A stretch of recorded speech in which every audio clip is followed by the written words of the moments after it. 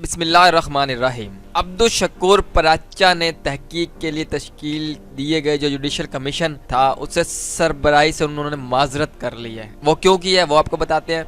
और अरशद शरीफ की गाड़ी जिस समझ से आ रही थी, पुलिस की इंटेलिजेंस रिपोर्ट जो पुलिस को इंटेलिजेंस थी वो इसके मुखालिफ सिमत की थी कि यानी कि गाड़ी उसके मुखालिफ सिमत से आनी थी। जिस गाड़ी में यानी कि वो कह रहे थे उनके बयान के मुताबिक एक बच्चे का अगवा हुआ था, वो गाड़ी दूसरी साइड से आनी थी, जबकि अरशद शरीफ की गाड़ी वो दूसरी साइड से आ रही थी। और गाड़ी को जाते हुए फायर नहीं लगे हुए हम आपके सामने रखते हैं कि एक तो जियो के साथ जो है टीम गई है वहाँ कीनिया, उन्होंने वहाँ जाकर एन शाहिदीन से कुछ पूछा है, कुछ मालूमात इकट्ठी की है। तो इनका बयान था कि जिस सिमत में गाड़ी जो आ रही थी अरशद शरीफ की, पुलिस को इसके मुखालिफ सिमत की इंटेलिजेंस थी कि गाड़ी मुखालिफ सिमत से आएगी। जिस इलाके की तस्वीरें आपके सामने चल रही हैं, यहाँ जो है ये सारा हादसा वाक़या पेश हुआ है आया है। और पुलिस जो है वो पहले से ही पोजीशन लेकर बैठी हुई थी। और जिस गाड़ी का पुलिस को इंतजार था, जिसमें इनके मुताबिक कोई बच्चा अगवा हुआ था, इसने दूसरी तरफ से आना था, जबकि अरशद शरीफ की गाड़ी इसके बिल्कुल अपोजिट से आ रही थी।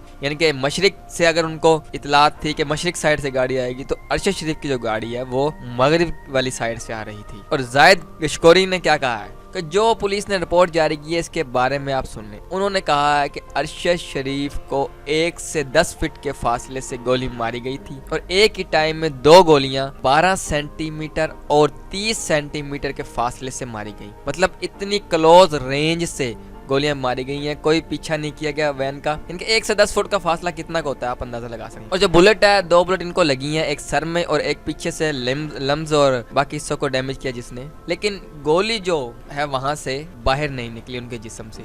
अगर गोली गाड़ी में से गुजर कर होती हुई अरशद शरीफ को लगती तो वो उनसे कम डैमेज करती और उसका पता चल जाता पोस्टमार्टम रिपोर्ट में। लेकिन ऐसी कोई भी बात जो है रिपोर्ट में नहीं लिखी हुई, कोई बारीक बात ऐसी रिपोर्ट में है वो नहीं लिखी गई। अगर जो पाकिस्तान में आकर इसका दोबारा पोस्टमार्टम हुआ है, लेकिन जब एक मरतबा पोस्टमार्टम हो जाए तो जब दोबारा पोस्टमार्टम किया जाता है तो वो जो है उस तरह का पोस्टमार्टम नहीं होता जो पहले हो चुका होता है। उसमें कोई चीज़ें रह जाती हैं, क्योंकि दोबारा से आपको पता है कि इसको पहले हो चुकी है, फिर दोबारा से उसे करोगे उस पर तो वो उसमें कोई ना कोई खामियां होती हैं, निकल आती हैं। अब अगर इन दोनों खबरों को आप मिलाकर देखें, जियो वाली और गशकोरी साहब की, तो क्या लगता है आपको कि पहले से गोली मारकर बाद में गाड़ी में बिठाया गया था? लेकिन इस केस को पुलिस नहीं बल्कि किसी एजेंसी को सौंप देना चाहिए, वो ही इस केस के जो अच्छे से तहकीकात कर सकती है, क्योंकि बहुत हाई प्रोफाइल केस है ये। एक इंतहाई मंजे हुए और मुहिब्बे वतन जो है सहाफ़ी, उनकी शहादत हुई है, तो इस केस को इंटेलिजेंस को सौंप देना चाहिए। और एक और बात कि अरशद शरीफ शहीद जो हैं उनकी पोस्टमार्टम रिपोर्ट जो है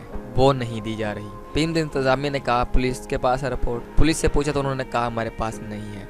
अब उनकी वालदा का कहना है कि मुश्किल वक्त में हमारी तजलील की जा रही है। उन्होंने हाई कोर्ट में दरखास्त दी और हाई कोर्ट ने इसका नोटिस लिया और फ्रीक्योन को जो है वो नोटिस सेंड कर दिया है। फ्रीक्योन जो भी हैं उनको नोटिस वो भेजवा दिया गया है कि आप जो है ये पेश हों। और 15 नवंबर की तारीख दी है नामजद जो चीफ जस्टिस आमिर फारूक साहब ने। अब जस्टिस रिटायर्ड अब्दुल शकूर पराचा आज एक इंतहाई अहम बयान जारी करते हुए कहा है कि मकतूल अरशद शरीफ की वालदा ने कमीशन पर अपने तहफ़्फ़ुज़ात का इजहार करते हुए चीफ जस्टिस साहब को खत लिखकर इंसाफ का मुतालबा किया है। जो तश्कील करदा जो कमीशन का एक रुकन पहले कीनिया का दौरा कर चुका है, कानूनी तौर पर गैर मुनासिब है। उन्होंने मजीद ये भी कहा है कि इस कमीशन में मीडिया का भी कोई नुमाइंदा शामिल नहीं है। लोगों को कत्ल की तहकीकात नहीं बल्कि इंसाफ चाहिए। वज़ीर आज़म ने चीफ जस्टिस को कमीशन की तश्कील का जो इख्तियार दे दिया है। 31 अक्टूबर को वफाकी काबीना ने वज़ारत दिफा की दरख्वास्त पर जस्टिस रिटायर्ड अब्दुल शकूर पराचा की सरबराही में